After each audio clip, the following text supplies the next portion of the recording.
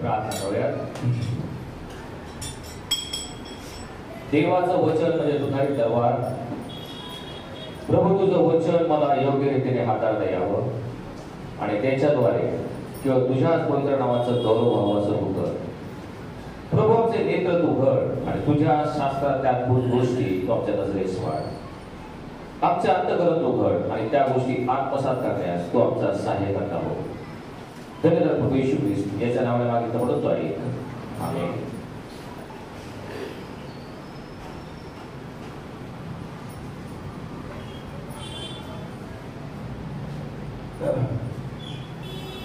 प्रियानो, आपण सर्वजण या युगाच्या समाप्तीस किंवा शेवटच्या काळात आपण जगत आहोत. आमच्या प्रभू येशू ख्रिस्ताचं पुन्हा येण्याचं चिन्ह आम्हाला दिसू लागलेले आहे. येशूचं येणं समीप आलेलं आहे हे आमच्या लक्षात येत आहे. अवतीभोवती जर पाहिलं तर येशू ख्रिस्ताने जे चिन्ह सांगितले होते ते चिन्ह घडताना आमच्या डोळ्यादेखत आम्हाला दिसत आहे.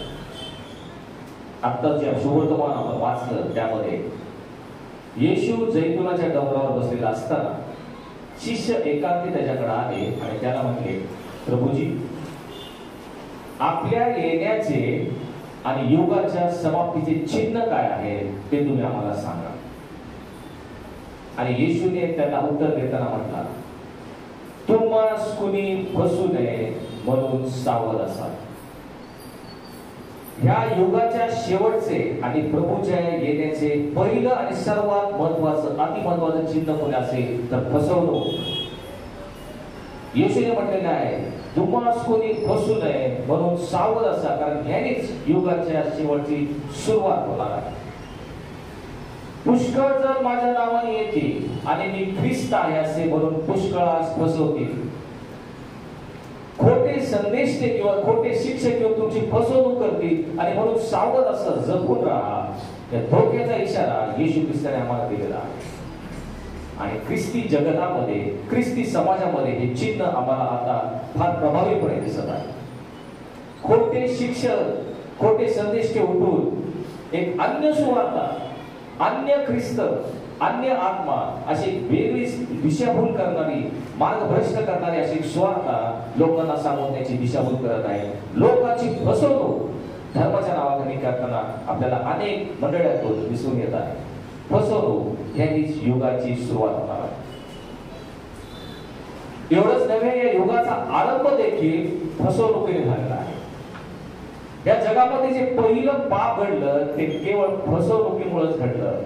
सैतानाने हवेला फसवलं आणि त्याच्याकडून पाप घडलं.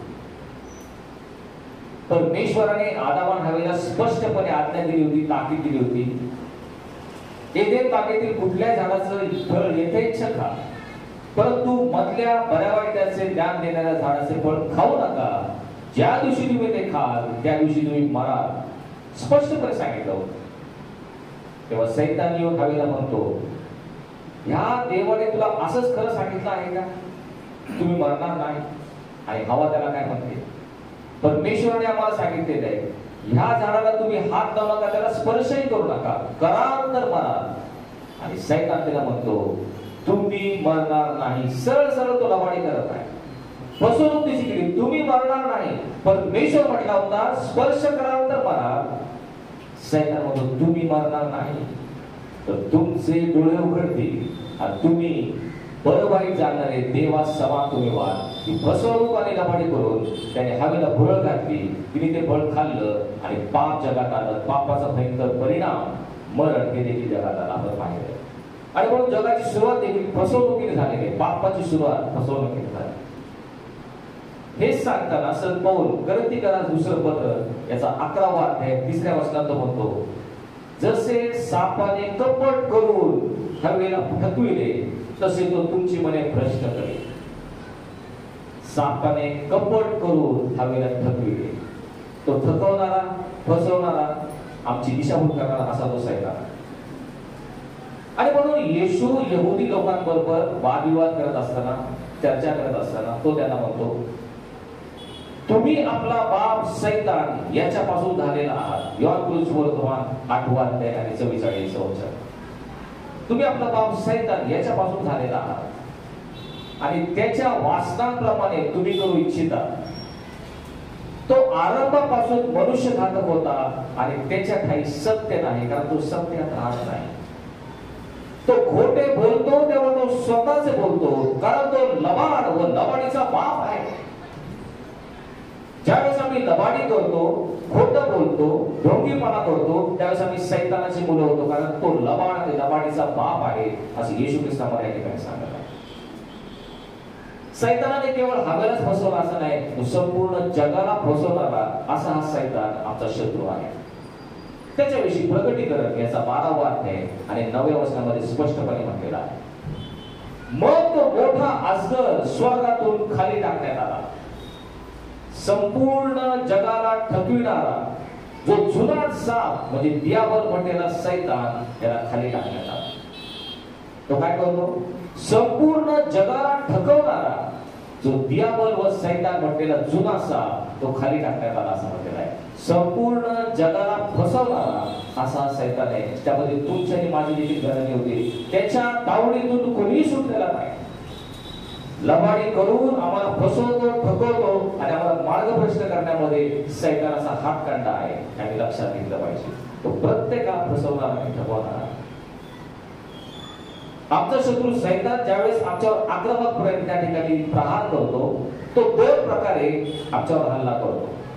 2 प्रकारे आम्हाला मोहपाशात पाडतो, आमची परीक्षा घेतो. सर्वप्रथम तर एखाद्या गरजणाऱ्या सिंहासारखा अकराळ विक्राळ रूप घेऊन तो आमच्यावर धावून येतो. ज्याच्याविषयी पेत्र त्याचं पहिलं पत्र 5वा अध्याय 8व्या वचनात म्हणतो, सावध असा, जागे राहा, कारण तुमचा शत्रू सैतान गरजणाऱ्या सिंहासारखा कोणाला गिळावे हे शोधित फिरतो. हे त्याचं पहिलं रूप आहे, गरजणारा सिंह. अशा रीतीने तो आमच्यावर येतो. त्याचं दुसरं रूप म्हणजे तो एखाद्या धूर्त सर्पाप्रमाणे येतो, जे आपण उत्पत्तीच्या 3ऱ्या अध्यायामध्ये वाचतो. वनचरात सर्प सर्व धूर्त होता आणि म्हणून सैतान त्याच्यामध्ये शिरला आणि धूर्तपणे न कळत हवेला फसवून ठकवून तिच्यावर त्याने पाप करून घेतलं. ज्यावेळेस सैतान आमच्यावर एखाद्या गरजणाऱ्या सिंहासारखा हल्ला करतो, आम्हाला ताबडतोब लक्षात येतं आणि आम्ही सावध राहू शकतो, कारण गरजणारा सिंह जर समोर आला तर आमच्या लगेच लक्षात येते सारखं आहे. पण जर एखाद्या धूर्त सापासारखा तो आला, तो आम्हाला कधी फसवून ठकवून आमच्यापासून निघून जातो हे आम्हाला कळत देखील नाही. आणि म्हणून गरजणाऱ्या सिंहापेक्षा धूर्त सापासारखा न कळत आम्हाला फसवणारा सैतान अतिशय आम्हाला घातक करू शकतो, हे आम्ही लक्षात घेतलं पाहिजे. असं म्हणतात, मनुष्य सर्व जगाला फसवू शकेल पण स्वतःला तो फसवू शकत नाही. आपल्या स्वतःला, आपलं जीवन, आपलं गुप्त जीवन, आपल्या मनातले विचार हे सर्व ठाऊक असेल. तुम्ही मला फसवू शकाल, या जगाला फसवू शकाल, पण प्रत्येक जण स्वतःला फसवू शकत नाही. अशाच प्रकारे आपल्या स्वतःची फसवणूक करणारे काही वचन, काही सत्य, काही रहस्य पवित्र शास्त्रामध्ये दडलेले आहेत आणि हे रहस्य, हे मोती आज आपण उघडून काढणार आहोत. चला तर समुद्राच्या खोल तळाशी जाऊयात आणि ही जी रहस्य आहेत, स्वतःला फसवून घेण्याची रहस्य, आम्ही स्वतःची फसवणूक कशी करून घेऊ शकतो, असे 8 प्रकार आज आपण थोडक्यात यावेळेस पाहणार आहोत. स्वतःची फसवणूक करून घेऊ नका. ही स्वतःची फसवणूक कोणती आहे, काय वचन आपण यावेळेस पाहणार आहोत. संत पौल कोरिन्थीकरास पहिलं पत्र त्याचा 3रा अध्याय आणि 18वं वचन, कोणी स्वतःला फसवून घेऊ नये. या युगाच्या दृष्टीने आपण खूप ज्ञानी आहोत असं तुम्हापैकी कुणाला वाटत असेल तर त्यांनी ज्ञानी होण्याकरता मूर्ख व्हावे. कोणी स्वतःला फसवून घेऊ नये. ह्या जगाच्या दृष्टीने आम्ही खूप ज्ञानी आहोत असं जर तुम्हाला वाटत असेल तर तुम्ही स्वतःची फसवणूक करून घेता. ज्ञानी होण्याकरता मूर्ख व्हा, या ठिकाणी तो स्पष्टपणे सांगत आहे. का तो करत आहे? कारण तो म्हणतो, कारण ह्या जगाचे ज्ञान देवाने मूर्खपण असं ठरवलेलं आहे. अनेक वेळा आम्हाला आमच्या स्वतःबद्दल एक अहंकार असतो. आम्हाला खूप हुशारकी वाटते की आम्ही इतरांपेक्षा खूप ज्ञानी आहोत, आम्हाला देवाची वचन अधिक माहिती आहे आणि म्हणून ह्याची आम्ही हुशारकी मारतो. आम्ही इतरांपेक्षा वरचढ आहोत असं जर तुमच्यापैकी कोणाला वाटत असेल, तुम्ही स्वतःची फसवणूक करून घेता.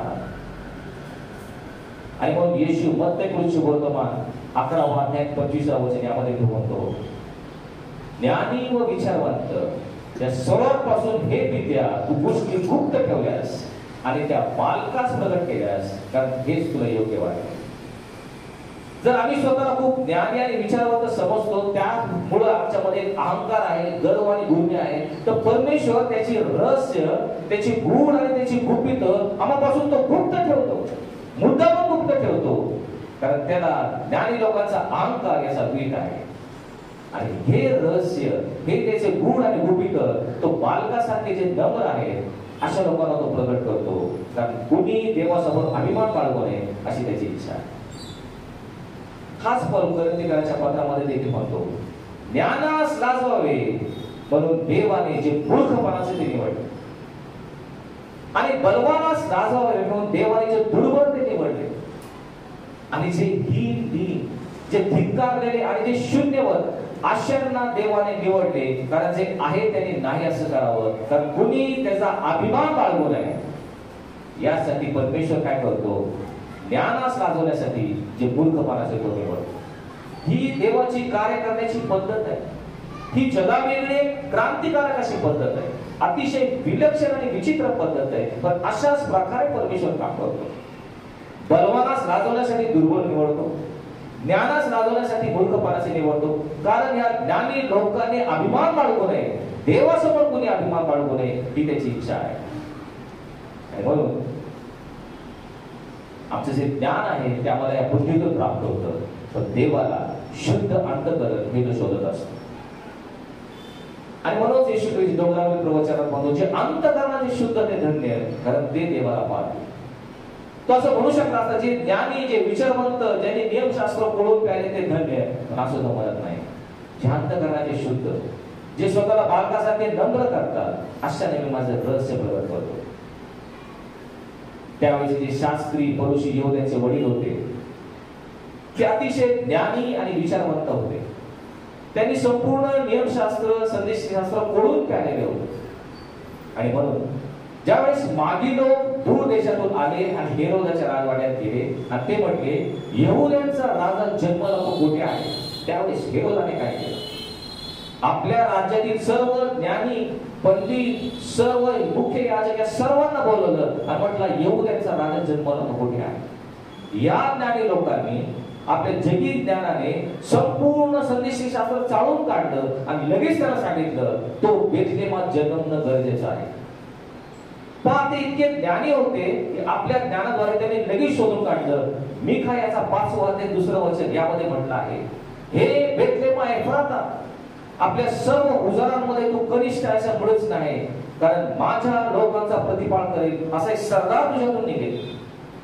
या बेथलेहमातून एक सरदार निघणार आहे, एक मशिहा येणार आहे. ते ताबडतोब त्या ज्ञानी लोकांनी ओळखलं आणि राजाला सांगितलं, बेथलेहम. जगी ज्ञानाने त्यांना सर्व काय कळालं की मशिहा बेथलेहमात जन्माला येणार, परंतु ह्या मशिहा जो एका उतार शाळेत देखील नाही, परंतु एका गव्हाणी जन्माला आला, त्याचं प्रथम दर्शन कुणाला घडलं? ह्या ज्ञानी लोकांना नाही. जे ज्ञानी विचारवंत आहेत त्यांना ते दर्शन घडू शकलं नाही. जगी ज्ञानाने ओळखलं कुठे जन्मणार, परंतु जे मेंढपाळ आहे, अडाणी अशिक्षित मेंढपाळ, यांना देवदूताने प्रगट केलं आणि त्यांनी जो प्रथम ह्या ख्रिस्ताचं, येशूचं दर्शन घेतलं. परमेश्वराने हे जे ज्ञान आहे ज्ञानी लोकांपासून लपवलं आणि हे जे मूर्खपणाचे वाटणारे मेंढपाळ त्यांना ते प्रगट केलं, कारण हीच देवाची इच्छा आहे.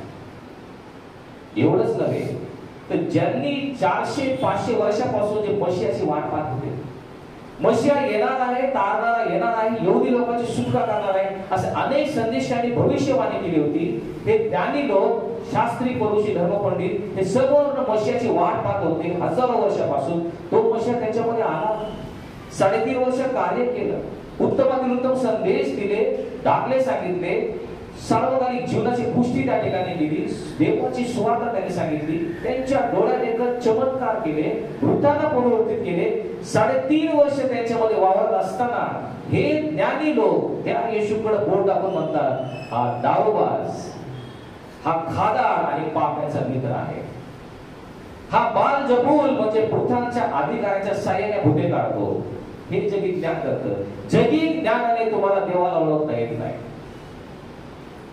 तर तोच येशू ज्यावेळेस शिष्यांपुढे उभा राहिला आणि म्हटला, तुम्ही मला कोण म्हणून ओळखता? पेत्र, अडाणी शिष्य, मच्छीमार, कदाचित कधी शाळेतही गेला नसेल, हा अडाणी पेत्र म्हणतो, तू येशू तू कोण आहेस? तू तर ख्रिस्त जिवंत देवाचा पुत्र आहेस. तेव्हा लगेच येशू त्याला काय म्हणतो, हे शिमोन बारयोना तू धन्य आहेस, कारण रक्त व मांसाने नाही तर माझ्या स्वर्गीय पित्याने तुला प्रगट केलेला आहे. येशू त्याला स्पष्टपणे सांगतो, रक्त व मांस म्हणजे काय? म्हणजे ही जी मानवी बुद्धी आहे, मानवी व्यक्तिमत्व आहे, त्याने तुला प्रगट झालेलंच नाही की मी ख्रिस्त जिवंत देवाचा पुत्र आहे, तर स्वर्गीय पित्याने तुला प्रगट केलं. कारण हीच देवाची कार्य करण्याची पद्धत आहे. ज्ञानी लोकांचा जो अहंकार आहे, मीपणाने गर्व आहे, त्याकरता परमेश्वर हे गुण आणि गुपित त्याच्यापासून लपून ठेवतो. आणि जे स्वतःला मूर्खपणासारखे समजतात असे नम्र, नीट आणि दीन लोक यांच्यापासून तो आपलं महान रहस्य आणि गुण त्यांना प्रगट करतो. हीच त्याची कार्य करण्याची पद्धत आहे. आणि म्हणून या युगाच्या दृष्टीने आपण खूप ज्ञानी आहोत असं जर तुमच्यापैकी कोणाला वाटत असेल, तुम्ही स्वतःची फसवणूक करून घेणार. सावध राहा. त्याच्या उलट ख्रिस्ताचा एक दुसरा शिष्य म्हणजे शाऊल. हा शाऊल एक कट्टर यहुदी, परंतु पेत्रासारखा अडाणी नव्हता. तो खूप ज्ञानी होता. गमालियल सारख्या एखाद्या रब्बीच्या हाताखाली तो शिकला होता. तो एका धर्मशाळेत जाऊन संपूर्ण धर्मशास्त्राचं अध्ययन त्याने केलं होतं. रात्रंदिवस नियमशास्त्र आणि संदेशशास्त्र त्याचं तोंड पाठ होतं आणि कट्टर यहुदी म्हणून त्याला स्वतःचा अभिमान होता. दमास्कसच्या वाटेवर ख्रिस्ती लोकांना धरून त्याला अटक करण्यासाठी चाललेला असताना ख्रिस्ताने त्याला प्रगट झाला, त्याचं प्रगटीकरण केलं. त्यावेळेस तो आंधळा झाला. हनन्या येऊन त्याच्यावर त्याने आशीर्वाद दिला आणि त्याला दिसू लागलं. सर्वप्रथम काय घडलं? ज्यावेळेस हा शाऊल त्याला पुनरुत्थित ख्रिस्ताचं दर्शन झालं, सर्वप्रथम परमेश्वराने त्याला घेतलं आणि त्याला अरबस्थानात नेलं. आणि अरबस्थानात तो 3 वर्ष होता. तुम्ही कल्पना करा, ज्यावेळेस त्याला ख्रिस्त कळाला, पुढचे 3 वर्ष जर त्याने सेवा कार्य केलं असतं, मंडळाची स्थापना केली असती, देवाच्या राज्याची घोषणा केली असती, तर 3 वर्षाचा काळ किती महत्वाचा होता. परंतु या शाऊलाला 3 वर्ष अरबस्थानात नेण्यात आलं. कशासाठी? तो स्वतःचे ज्ञानी समजत होता. मी गमालियलच्या खाली शिकलेलो आहे, हे त्याचं ज्ञान, त्याची बुद्धी, त्याची विचारवत याच्यापासून त्याला रिक्त करण्यात आलं. तो त्यातून मोकळा त्याला करण्यात आलं. 3 वर्ष परमेश्वराने त्यासाठी घेतले. ह्या शाऊलाला स्वर्गीय साक्षात्कार झाला. तो म्हणतो मला 3ऱ्या स्वर्गापर्यंत नेण्यात आलं. हो, त्याने स्वर्ग पाहिला आणि त्यामध्ये मनुष्याने उच्चारही करू नये असे शब्द मी ऐकले. हे प्रगटीकरण झाल्यानंतर त्याचं जगी ज्ञान सर्व फळ ठरलं. आणि मग त्याने जी स्वार्थ सांगितली, ती शिष्यांपेक्षा अधिक मोठी प्रमाणात स्वार्थ, अधिक मंडळाची स्थापना आणि सुंदर सुंदर पत्र त्याने लिहिले. कशाद्वारे? जगी ज्ञानाने नाही, जे दैवी ज्ञान त्याला प्राप्त झालं, जे प्रगटीकरणामुळे त्याला प्राप्त झालं. कारण परमेश्वर जगाचे ज्ञान मूर्खपणाचं ठरवलं. आणि म्हणून स्वतःची फसवणूक करून घेऊ नका. आपण कुणीतरी ज्ञानी आहोत असं तुम्हाला वाटत असेल तर ज्ञानी होण्याकरता मूर्खतेची कबुली द्या. स्वतःची फसवणूक करून घेऊ नका. स्वतःची फसवणूक करण्याचा दुसरा प्रकार, करंथीकरास पहिलं पत्र 6वा अध्याय 9वं वचन. अनितिमान माणसांना देवाच्या राज्यात प्रवेश मिळणार नाही हे तुम्हाला ठाऊक नाही काय? फसू नका. जारकर्मी, व्यभिचारी, मूर्तिपूजक, चोर, लोभी, मद्यपी, चहाड आणि वित्तहरण करणारे यांना देवाच्या राज्यात प्रवेश मिळणार नाही. फसू नका. अनितिमान लोकांना देवाच्या राज्यात प्रवेश मिळणार नाही हे तो सांगत आहे. याचा संदर्भ तो काय घेत आहे? याच्या अगोदरचं वचन जर आपण ऐकलं तर तो म्हणतो, तुम्ही एकमेकावर खटले भरता, याच्यात तुमचीच हार आहे असं नाही काय? त्या ठिकाणी गरीब मंडळीमध्ये एकमेकावर काहीतरी वाद होते आणि म्हणून ते कोर्टात त्यांनी खटला भरला होता. तो तुम्ही जर एकमेकावर खटले भरता, यात तुमचीच हानी आहे. हा कोर्टात खटला गेल्यानंतर एखादा गट विजय होईल, एखाद्याचा पराजय होईल, पण माझ्या दृष्टीने तुम्ही दोघांची हानी झालेली आहे, दोघांचा पराजय झालेला आहे, कारण विजय सैतानाचा झालेला आहे। यापेक्षा तुम्ही अन्याय का सहन करीत नाही? नम्र व्हा, लीन व्हा, अन्याय सहन करा, हरकत नाही। तुम्ही अन्याय सहन करण्याच्या ऐवजी तुम्ही एकमेकावर अन्याय करता। अनितिमान लोकांना देवाच्या राज्यात प्रवेश मिळणार नाही, हे तुम्हाला ठाऊक नाही काय? फसू नका। आम्ही स्वतःची फसवणूक करून घेत आहात का?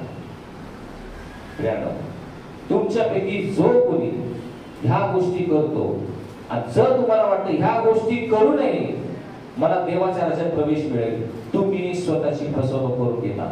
सावध व्हा। मी जर जार कर्म आणि व्यभिचार म्हणजे मी विवाहबाह्य संबंध कोणाशी ठेवत असेल आणि तरी मला वाटतं मी स्वर्गाच्या राज्यात माझा प्रवेश होईल, तुम्ही स्वतःची फसवणूक करून घेता। सावध व्हा। तुम्ही जर मूर्ती पूजा करता, मूर्ती पूजा म्हणजे काय? माझ्या मनामध्ये जे पहिलं स्थान आहे ते देवाला सोडून इतर कुठल्याही व्यक्तीला किंवा कुठल्याही गोष्टीला जर मी दिलं त्याला मूर्ती पूजा म्हणायची। तुम्ही जर मूर्ती पूजा करत आहात आणि तुम्हाला वाटतं हे करू नये मला सार्वकालिक जीवन मिळेल, आज तुम्ही स्वतःची फसवणूक करून घेता। कारण मूर्ती पूजा करणाऱ्याला देवाच्या राज्यात प्रवेश नाही, संत पौल आम्हाला खडसावून सांगत आहे। तर आमच्या मंडळीमध्ये सुद्धा असे काय आहेत, त्यावेळेस एखादं संकट येतं, अरिष्ट येतं, आर्थिक ओढाताण होती, त्यावेळेस आम्ही येशूकडे येण्याचं सोडून एखाद्या बाबाकडे जातो आणि मग तो काहीतरी जादूटोणा करतो, काहीतरी काळी जादू करतो आणि मग काहीतरी गंडा देतो। कसंही करून हे संकट आमच्यापासून जावं, पण ही मूर्ती पूजा झाली असं करून तुम्ही स्वर्गाच्या राज्यात जाल असं तुम्हाला वाटत असेल, तुम्ही स्वतःची फसवणूक करून घेता। जर तुम्ही चोरी करता, केवळ पैशाचीच नाही, एखाद्याच्या वेळेची चोरी करता, एखाद्याच्या प्रतिष्ठेची गौरवाची चोरी तुम्ही करत असाल, तुम्ही चोरी करून तरीही तुम्ही स्वर्गाच्या राज्यात जा तुम्हाला वाटत असेल, तुम्ही स्वतःची फसवणूक करून घेता। जर तुमच्यामध्ये कुठल्या प्रकारचा लोभ आहे, जर तुम्ही मध्यपी आहात आणि मद्यपान करू नये मला सर्वकालिक जीवन मिळेल असं तुम्हाला वाटत असेल, तर देवाचं वचन मला सांगतं तुम्ही स्वतःची फसवणूक करून घेता, कारण मध्यपी लोकांना स्वर्गाच्या राज्यात प्रवेश नाही। स्पष्टपणे पौल इथे सांगत आहे। जे चहाड आहे, चहाड म्हणजे एखाद्याविषयी कुजबूज करायची, एखाद्याची चुगली करायची, एखाद्याला अपमानित करून काहीतरी बोलायचं, चहाडी करून तुम्ही स्वर्गाच्या राज्यात जाल, देव तुम्हाला आता प्रवेश देईल असं वाटत असेल, तुम्ही स्वतःची फसवणूक करून घेता। वित्तहरण करणारे म्हणजे पैशाची अफरातफर करणारे, हे करू नये तुम्हाला असं वाटतं की देव तुमच्यावर दया दृष्टी करेल आणि तुम्हाला स्वर्गात प्रवेश मिळेल, क्षमा करा, तू म्हणतो बोल म्हणतो। वित्तहरण करणारे लोक, पैशाची अफरातफर करणारे लोक, यांना देवाच्या राज्यात प्रवेश मिळणारच नाही। आम्ही लक्षात ठेवलं पाहिजे, सैतान आम्हाला धूर्त आहे, आम्हाला तो फसवू पाहतो आणि म्हणून अनितिमान माणसांना देवाच्या राज्यात प्रवेश मिळणार नाही। फसू नका, या गोष्टी करणारे यांना देवाच्या राज्यात मिळणार नाही असं घटकाने स्पष्टपणे सांगत। स्वतःची फसवणूक होऊ देऊ नका। तुम्ही प्रभू येशू ख्रिस्ताच्या नावात व आपल्या देवाच्या आत्म्यात तुम्ही धुतलेले आहात असं तो पुढे सांगत आहे। तुम्ही पवित्र आत्म्याने धुतलेले, पवित्र केलेले आणि नीतिमान ठरवलेले असे लोक आहात, पण स्वतःची फसवणूक होऊ देऊ नका। स्वतःची फसवणूक होण्याचा तिसरा प्रकार कर्मकारास पहिलं पत्र याचा 15वा अध्याय आणि 33वा वचन। फसू नका, कुसंगतीने नीती बिघडते। कुसंगतीने नीती बिघडते। आज आमचे ख्रिस्ती तरुण तरुणी विशेष करून जगामध्ये जातात, जगामध्ये वावरतात, ख्रिस्ती तर मित्र मैत्रिणी असतात, त्यावेळेस ख्रिस्ती तरुण तरुणींनो तुम्ही फसू नका। देवाचं वचन तुम्हाला स्पष्टपणे इशारा देत आहे, कुसंगतीने नीती बिघडते। ज्यावेळेस आम्ही कुसंगतीमध्ये जातो, त्यांचे जे वाईट सवयी आहेत, वाईट गोष्टी आहेत, त्याचा प्रभाव आमच्यावर पडतो आणि आमची नीती बिघडू शकते, कुसंगती नीती बिघडते। आणि म्हणून लक्षात ठेवा, कोणाची संगत करण्यापूर्वी सावध राहा, स्वतःची फसवणूक करून घेऊ नका, कुसंगतीने नीती बिघडते। अब्रामाने लोट यांच्या गुलाख्यांमध्ये भांडवू लागले आणि म्हणून अब्रामाला आपण विभक्त होऊ।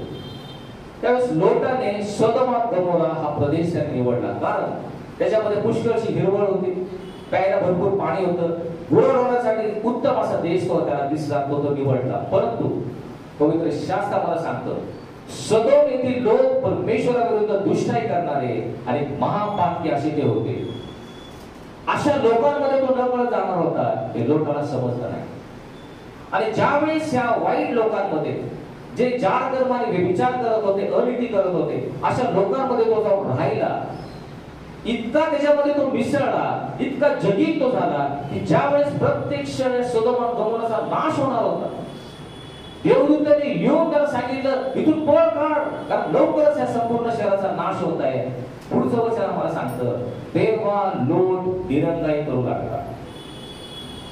तो त्या ठिकाणी दिरंगाई उशीर लावू लागला, कारण त्याचं मन इतकं त्यामध्ये अडकलं होतं की आपल्या जीवाचा नाश होणार आहे हे देखील तो विसरला. कुसंगतीने नीती बिघडते. शेवटी त्या देवदूताला त्याच्या बायकोचा मुलीचा हात धरून त्याला बाहेर काढलं. मागं फिरू नका, वळून पाहू नका, त्याचा तुमचा नाश होईल. तरीही लोटाच्या बायकोने काय केलं आपल्याला ठाऊक. याचं एकच कारण आहे, कुसंगतीने नीती बिघडते. ज्याची संगत तुम्ही धरणार आहात, ज्याच्यात तुम्ही आयुष्याचा बराचसा वेळ घालणार आहात, ती संगत कशा प्रकारची आहे लक्षपूर्वक पहा, नाहीतर तुमची स्वतःची फसवणूक तुम्ही करून घेणार आहात. फसू नका, कुसंगतीने नीती बिघडते. परमेश्वराची करुणा या लोटाच्या कुटुंबावर होती आणि म्हणून त्याने त्याला वाचवायचा प्रयत्न केला, पण इतका तो त्यामध्ये तल्लीन झाला होता की तो या जगी गोष्टीमध्ये रममान झालेला आम्हाला दिसतो. आणि म्हणून सद्भाव आम्हाला धोक्याचा इशारा देत आहे. तुम्ही विश्वास न ठेवणाऱ्या सोबत बिजोड होऊ नका. स्पष्टपणे विशेष करून जे आज तरुण तरुणी आहेत, जे आपला जीवनसाथी, आपल्या आयुष्याची जी सहचारिणी आहे त्याची निवड ते करत आहेत, त्यासाठी विशेष करून वचन आहे, विश्वास न ठेवणाऱ्या सोबत संबंध ठेवून तुम्ही बिजोड होऊ नका. तुम्हाला आयुष्य काढायचं आहे आणि म्हणून अविश्वासी लोकांबरोबर तुम्ही संबंध ठेवला तर तो पुढे म्हणतो, नीती व स्वैराचार यांचा मिलाप होईल काय? प्रकाश व अंधकार हे एकत्र येतील काय? ख्रिस्ताची आणि बलिराजाची म्हणजे भूतांची ही मैत्री कधी होईल काय? विश्वास ठेवणारा आणि विश्वास न ठेवणारा यांचा मिलाप कधी होईल काय? देवाची मूर्तीशी कधी एक व्याप्यता होईल काय? हे होणं अशक्य आहे. आणि म्हणून विश्वास न ठेवणाऱ्यावर संबंध ठेवून तुम्ही बिजोड होऊ नका. असं केल्याने आम्ही स्वतःची फसवणूक करून घेत आहोत.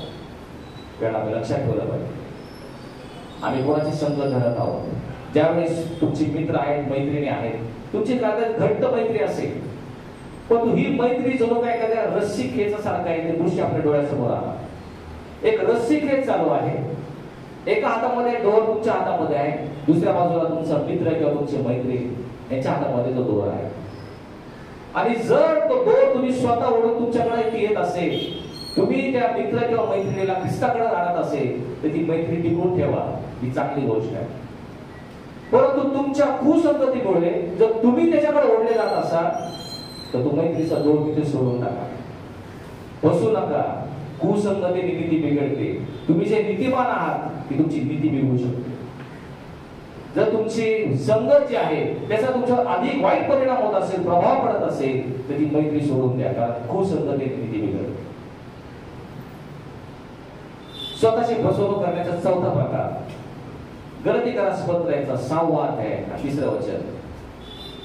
कारण आपण कोणी नसता आपण कोणीतरी आहोत अशी कल्पना करणारा स्वतःला फसवतो. आपण कोणी नसता आपण कोणीतरी आहोत अशी कल्पना करणारा स्वतःला फसवतो. बरेचदा आम्ही आहोत त्यापेक्षा अधिक स्वतःला धार्मिक समजतो आणि तसं दाखवण्याचा प्रयत्न करतो. ही मनुष्य प्रवृत्ती आहे, प्रत्येकामध्ये ती असते. जे काय आम्ही आहोत त्यापेक्षा आम्ही अधिक धार्मिक आहोत, आम्ही खूप देवगुरू आहोत, रोज शास्त्र वाचतो, प्रार्थना करतो, रविवारी चर्चला येतो आणि आम्ही असं दाखवण्याचा, दिखावा करण्याचा प्रयत्न करतो की आम्ही खूप धार्मिक आहोत. त्यापेक्षा जर स्वतःला तुम्ही श्रेष्ठ समजत असाल, तुम्ही स्वतःची फसवणूक करत आहात. प्रियानो, असं म्हणतात, दिसतं तसं नसतं आणि म्हणून जग फसतं. मराठीमध्ये आपल्याकडे आणि तेच आम्ही करायचा प्रयत्न करतो. मनुष्याची व्याख्या, मनुष्याचं वर्णन त्या ठिकाणी तो करताना म्हणतो, आपण कधीही नाही किंवा नसतो तसं आपण असावं, निदान इतरांना कसं दिसावं, त्यावर सर्वांनी फसावं, यासाठी जो आजन्म धडपड करतो त्याचंच नाव माणूस. माणूस असाच आहे.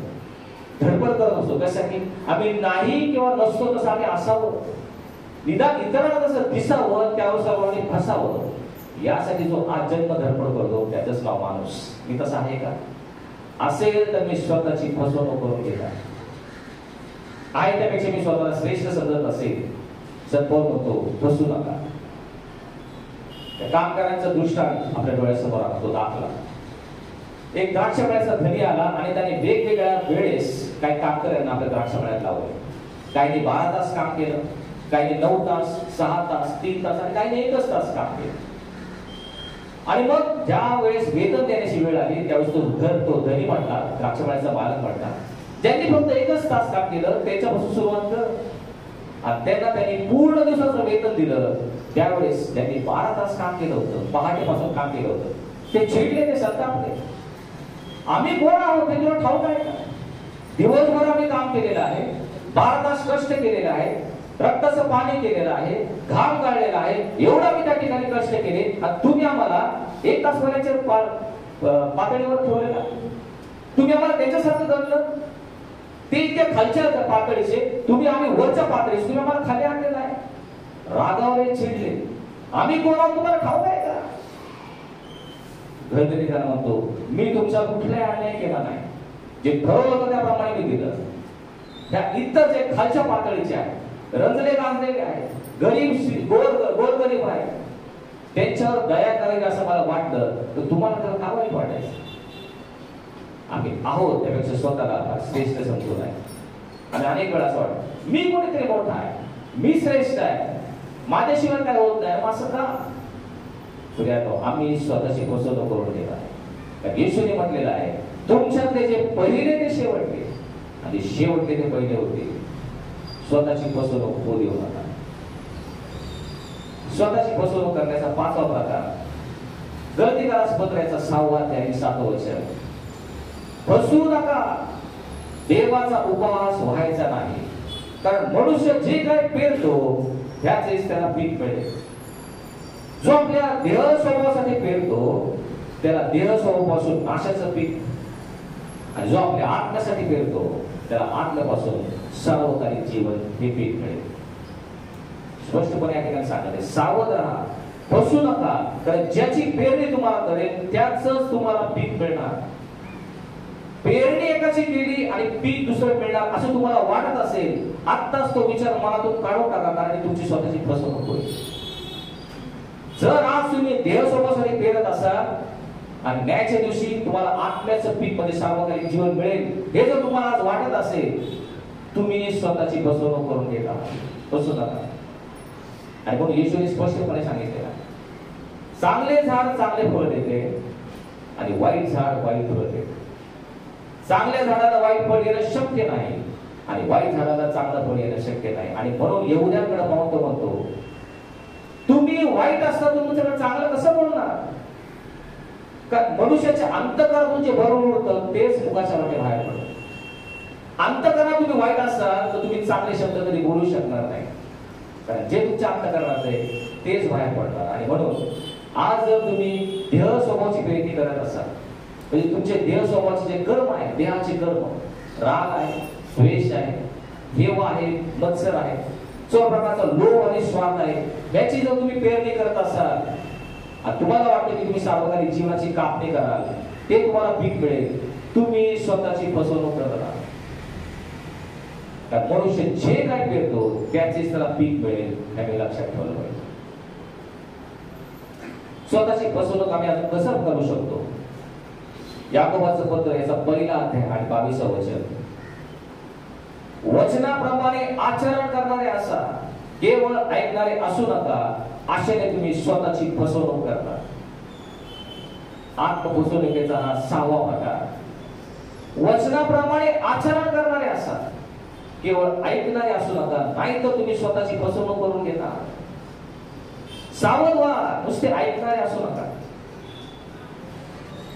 मध्यकृषी वर्तमानामध्ये प्रभू येशू ख्रिस्ताने 2 बांधकाम करणारे 2 पाय यांच्याविषयी स्पष्ट केलेला आहे. एक मनुष्य शून्य आहे, दुसरा मूर्ख आहे. शून्य मनुष्याने खडकावर बांधकाम सुरू केलं, मूर्ख मनुष्याने वाळूवर आपलं घर बांधलं. आणि मग पाऊस आला, पूर आला, लाटा वाहिल्या आणि त्या सर्व घराला लागल्या. ज्या शून्य मनुष्याने खडकावर बांधलं होतं त्याचं घर टिकलं. ज्या मूर्ख मनुष्याने वळावर बांधलं होतं ते फार कोसळून गेलं, असं त्या ठिकाणी शास्त्रलेख आहे. येशूने हा दाखला सांगितला. पण शून्य मनुष्य शून्य कसा ठरला आणि मूर्ख मूर्ख कसा ठरला हे तो कसं सांगतो? तो काय म्हणतो? जो कोणी माझं वचन ऐकून त्याप्रमाणे वागतो तो एखाद्या शून्य मनुष्यासारखा आहे ज्याने आपलं घर खडकावर बांधलं. आणि जो मनुष्य माझी वचने ऐकून त्याप्रमाणे वागत नाही तो एखाद्या मूर्ख मनुष्यासारखा आहे ज्याने आपलं घर वाळूवर बांधलेलं आहे. शून्य आणि मूर्ख मनुष्य दोघांना ऐकण्यामध्ये काहीच फरक नाही. दोघांनी वचन ऐकलं, फरक कुठं झाला? वागण्यामध्ये फरक झाला. जो त्याप्रमाणे वागला, तसं आचरण केलं तो शून्य ठरला, तो वागला नाही तो मूर्ख ठरला. प्रियानो, आज आमच्या या मंडळीला देवाचं वचन प्राप्त झालेले प्रत्येकाने ऐकलेलं आहे. पण या मंदिरातून बाहेर पडून जो त्याप्रमाणे वागेल तो शून्य ठरेल, जो वागणार नाही तो मूर्ख ठरेल. आणि जर तुम्ही वागला नाही तर तुम्ही स्वतःची फसवणूक करून घेता. कारण याकूब त्याच्या पत्रामध्ये म्हणतो, केवळ वचन ऐकणारे असू नका, त्याप्रमाणे आचरण करणारे असा, नाही तर तुम्ही स्वतःची फसवणूक करून घेता. तर काही मंडळी जर तुम्ही पाहिल्या तर वचन ऐकण्यामध्ये फार पारंगत आहे. काही मंडळांमध्ये गुड फ्रायडेला 6 तास सर्व्हिस, 12 ते 6 वचन सांगितलं जातं. वचन खूप ग्रहण करतात, डोक्यामध्ये शिरतं खरं. पण प्रश्न कुठं आहे? मंदिरातून बाहेर पडल्यानंतर तिथे फरक पडतो. तुम्ही वचन खूप ऐकलं, 6 तास वचन ऐकलं, पण आठवड्यामध्ये जर त्याप्रमाणे वागला नाही, काय नाही, तुम्ही फक्त स्वतःची फसवणूक करत आहात. केवळ ऐकणारे असू नका, त्याप्रमाणे आचरण करणारे असं. तोच याकूब या पत्रामध्ये म्हणतो, जसे शरीर आज्ञा वाचून निर्जीव आहे तसा विश्वासही क्रिये वाचून निर्जीव आहे. जर तुमच्याकडे विश्वास आहे, तो म्हणतो तुमच्यामध्ये विश्वास आहे का? एक देव एकच आहे, तुमच्यामध्ये विश्वास आहे. तो म्हणतो भूत देखील विश्वास ठेवतात आणि ते थरथर कापतात. आपण तर थरथर कापत नाही, पण भूते विश्वास ठेवतात की देव एकच आहे, ते थरथर कापतात. मग त्यांचा विश्वास आहे, तुमचा विश्वास, त्यामध्ये फरक काय? फरक कुठं दिसला पाहिजे? विश्वासाला क्रियेची जोड आली पाहिजे. जर क्रिया त्या ठिकाणी नसेल, आचरण त्या ठिकाणी नसेल, तर विश्वास निर्जीव आहे, एखाद्या मृत शरीराप्रमाणे. आपण सर्व सजीव आहोत, जिवंत आहोत, आणि म्हणून आपण काही वर्ष जगू शकतो. पण ज्या क्षणी एखादा मनुष्य मृत्यू पावतो त्या क्षणी त्या मृत शरीराचं काय केलं जातं? ताबडतोब त्याच्यावर अंत्यसंस्कार करून ते डोळे आड केलं जातं, कारण त्याचा कुठलाच उपयोग राहत नाही. तसंच क्रियेवाचून तुमचा विश्वास निर्जीव आहे, कुठल्याच उपयोगाचा नाही. क्रिया पाहिजे, त्यामध्ये आचरण पाहिजे. नुसतंच वचन ऐकणारे, ते ग्रहण करणारे असू नका, त्याप्रमाणे आचरण करणारे असं. आणि मग प्रगटीकरणाचं पुस्तक सुरुवातीला त्या ठिकाणी लिहिलेलं आहे, जे कोणी हे वचन वाचून दाखवणारे, ते ऐकणारे आणि त्याप्रमाणे जे वागणारे ते धन्य आहे. नुसतंच वाचून दाखवणारा नाही, नुसतंच ऐकणारे नाही, पण त्याप्रमाणे जे वागतात, प्रगटीकरण 1:3 त्यामध्ये म्हटले ते धन्य आहे. म्हणून आम्ही लक्षात ठेवलं पाहिजे, नुसतंच क्रिया विश्वासाचा उपयोग नाही, त्याला क्रियेची देखील जोड पाहिजे. तो श्रीमंत तरुण याचं उदाहरण आपल्या सर्वांना ठाऊक आहे. श्रीमंत तरुण येशूकडे आला, तो म्हटला सार्वकालिक जीवन मला मिळावे म्हणून काय केलं पाहिजे? आणि येशूने त्याला म्हटला, आज्ञा पाळ म्हणजे तू जीवनात येशील. तो म्हटले सर्व आज्ञा मी लहानपणापासून पाळत आलेला आहे, अजून माझ्या काही काय गुन्हा आहे? येशू त्याला म्हटला, पूर्ण हो पाहतोस, आपलं आहे नाही ते गोरगरिबास विकून टाक आणि माझ्या मागे म्हणजे स्वर्गात तुला अधिक संपत्ती मिळेल. ऐकून तो तरुण खिन्न होऊन निघून गेला, कारण तो फार श्रीमंत होता. होय, वचन ऐकलं, ते ग्रहण केलं, संपूर्ण नियमशास्त्र पाठ होतं, परंतु त्याप्रमाणे आचरण करण्यास, ते पाऊल टाकण्यास त्या ठिकाणी तो चुकला आणि स्वर्गात जाणारा एक पाऊल स्वर्गात असणार करून नरकात जाऊन पडला. कारण त्याच्या विश्वासाला, त्याच्या शिक्षणाला क्रियेची जोड नव्हती. आणि म्हणून आम्ही ह्या मंडळीमध्ये आल्यावर, ह्या चर्चमध्ये आल्यावर 2 तास किंवा अर्धा तास जे काय ऐकतो रविवारी, त्यापेक्षा सोमवार ते शनिवार ते वागतो का, ह्याच्यावर आमची शून्यता ठरते. ह्याच्यावर आम्ही स्वतःला फसू न फसवता आम्ही देवाच्या वचनाप्रमाणे चालतो. हे महत्वाचं. स्वतःला फसवण्याचा 7वा प्रकार याकोबाचं पत्र 1:26 वचन. आपण धर्माचरण करणारे आहोत असं आपल्याला वाटत असेल आणि आपल्या जिभेला तो आळा घालत नसेल आणि स्वतःची फसवणूक करून घेत असेल तर त्याचं सर्व धर्माचरण व्यर्थ आहे असं याकोब त्याच्या पत्रामध्ये सांगतो. आम्ही खूप धर्माचरण करणारे आहोत, आम्ही ख्रिस्ती विश्वासणारे आहोत, रोज प्रार्थना करतो, शास्त्र वाचतो, दर रविवारी चर्चला येतो, आम्ही दान धर्म करतो, परोपकार करतो, धर्माचरण करणारे आम्ही आहोत असं जर तुम्हाला वाटत असेल पण तुम्ही तुमच्या जिभेला आळा घालत नसाल आणि स्वतःची फसवणूक करून घेत असाल सर्व धर्माचरण म्हणजे मोठा शून्य. सावध आपले डोळे उघडा, कारण या ठिकाणी याकोब त्याच्या पत्रामध्ये सांगत आहे तुमचं धर्माचरण शून्य आहे कधी जर तुम्ही आपल्या जिभेला आळा घालत असेल. जीभ ही भयंकर आहे, तो याकोब त्याच पत्रामध्ये म्हणतो जीभ ही अनितीचं भुवन आहे. छोटीशी जीभ सर्व शरीराला अमंगळ करू शकते. कुणी मनुष्य या जिभेवर वश पाहू शकला नाही, त्याला कंट्रोल मध्ये आणू शकला नाही असं या ठिकाणी स्पष्टपणे तो सांगतो. आणि म्हणून आमच्या जिभेवर ताबा आणणं फार महत्वाचं आहे. त्यावेळेस आमची मुलं बोर्डाची परीक्षा देतात, त्यामध्ये 2 भाग असतात, थिअरी आणि प्रॅक्टिकल. तर थिअरी 70 मार्काची असेल, प्रॅक्टिकल 30 मार्काचं असेल. ही जी थिअरी आहे त्यामध्ये तुम्ही 70 मार्क पाडले पण प्रॅक्टिकल तुम्ही गैरहजर झाला, तुम्हाला फेल करण्यात येतो. धर्माचरण म्हणजे थिअरी जे सर्व सिद्धांत याचे तोडपाठ आहे, सर्व माहित आहे, पण प्रॅक्टिकल म्हणजे जिभेवर माझा जर ताबा नसेल 0 मार्क, पास केलं जाणार नाही. आणि म्हणून येशू म्हणतो मी तुम्हाला खचित सांगतो मनुष्य जो व्यर्थ शब्द बोले त्याचा हिशोब त्याला शेवटच्या न्यायाच्या दिवशी द्यावा लागेल. तुमच्या मुखातून निघणारा प्रत्येक शब्द याच्यापूर्वी विचार करा, 10 वेळा विचार करा आणि गरज असेल आणि योग्य असेल त्याच वेळेस योग्य शब्द बाहेर पडू दे. त्याचा व्यर्थ शब्द बोललेला याची नोंद स्वर्गात होत आहे. प्रत्येक शब्द असे येशूने म्हटलेला आहे, प्रत्येक शब्दाचा हिशोब तुम्हाला द्यावा लागणार आहे. आपल्या जिभेवर तुम्ही ताबा ठेवा, कारण पुढे तो म्हणतो तू आपल्या बोलण्यावरून निर्दोषी ठरशील आणि आपल्या बोलण्यावरून दोषी ठरशील. मध्यकृष्य वर्तमान 12:36 यामध्ये तो सांगतो त्या न्यायाच्या शेवटच्या दिवशी शिक्षेस पात्र का योग्य बक्षीस कशावर ठरणार आहे? तुमच्या बोलण्यावरून. तुमच्या बोलण्यावरून तुम्ही निर्दोषी ठरवून सार्वकालिक जीवनात जाल किंवा तुमच्या बोलण्यावर तुम्ही दोषी ठरवून नरकात जाण्याची वेळ येईल. आणि म्हणून जर आपल्या जिभेला आळा घालत नसेल तर तुम्ही स्वतःची फसवणूक करून घेता.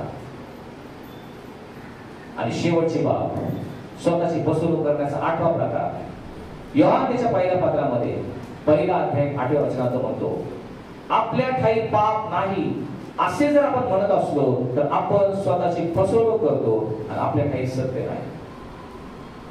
मी खूप धार्मिक आहे, मी ओके, मी स्वार्थी जीवनात जाण्यास पात्र आहे असं जर आपण समज असेल, माझ्या ठाई काही पाप नाही, पापाचं वेतन मरण मला लागू पडणार नाही असं जर आपण म्हणत असेल तर आपण स्वतःची फसवणूक करून घेत आहोत.